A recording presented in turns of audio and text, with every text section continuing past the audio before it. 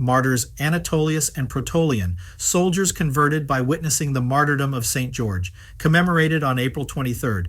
To turn St. George from his faith in Christ and sacrifice to the idols, they subjected him to various tortures. Among the cruel punishments he was subject to was the great wheel. Therefore they tied him to a wheel below which were fixed many sharp knives, so that when the wheel spun, George would be cut to pieces.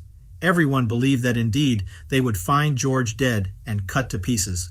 But when the Emperor Diocletian and his entourage were on their way to the temple to sacrifice to the gods, thinking with satisfaction that they had finally finished him off, they suddenly saw George standing right in front of them. He had been delivered from this cruel torture by an angel of the Lord. All who saw him were astounded and believed he was a ghost.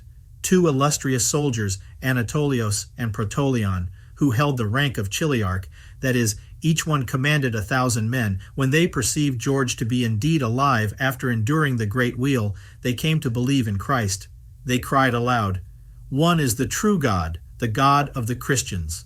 When the emperor heard this, he ordered their immediate execution by beheading.